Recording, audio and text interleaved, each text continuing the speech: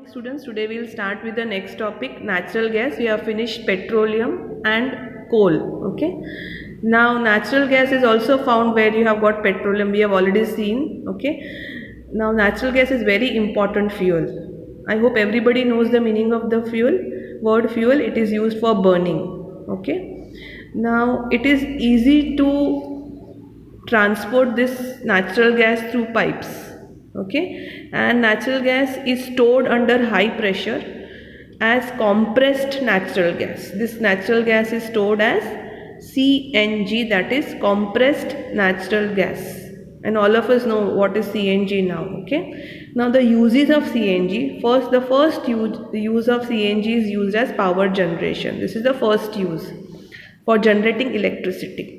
Okay, now it is used, go to the next page. The second use is used for as a fuel for transport of vehicles.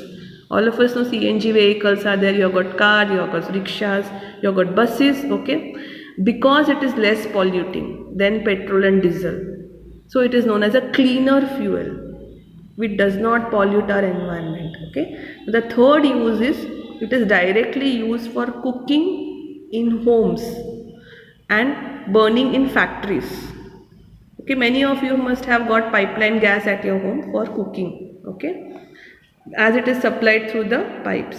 Okay, so there is a network of pipes actually in Vadodara and some parts of Delhi.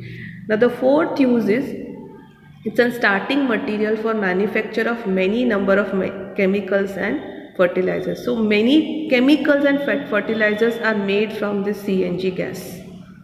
Okay, so we have seen 4 uses of natural gas. Okay, now this natural gas is found in various parts of India. Okay, we got Tripura, Rajasthan, Maharashtra, and some parts in Krishna Godavari Delta. Okay, now there's one question: can this coal and petroleum be prepared in laboratory from dead organisms? The answer is no. It is not possible, because the conditions for formation cannot be created in the laboratory. Now that we have studied all these three, now let us see how to preserve them. Okay, because all of these natural resources are limited, they get exhausted, they are exhaustible. Okay, so coal and petroleum are fossil fuels and they require dead organisms millions of years to get converted into fuels, and these fuel reserves will last only for few hundred years. All of us know this because we are continuously using it. Now burning of these fuels, they also cause air pollution. It is also linked with global warming because of their use. Okay, so it is necessary that we use these fuels only when absolutely necessary. Don't waste them unnecessarily. This will result in better environment, pollution free environment, and then you will have little bit small risk of global warming. Major risk will be avoided and their availability will be for longer period of time. So we can have them for longer period of time if we do all these things. Okay, whenever you need it, then only you use it, whenever absolutely necessary. So in India we have got Petroleum Conservation Research Association, that is PCRA.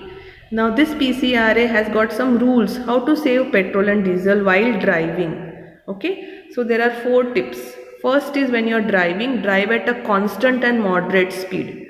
Don't increase and decrease your speed if possible. Then switch off the engine of your vehicle whenever you are at traffic lights, whenever you are stopping at the traffic lights, or whenever at a place you have to wait for some time. Don't keep the engine on. Okay, now next is ensure that the tire has got correct pressure.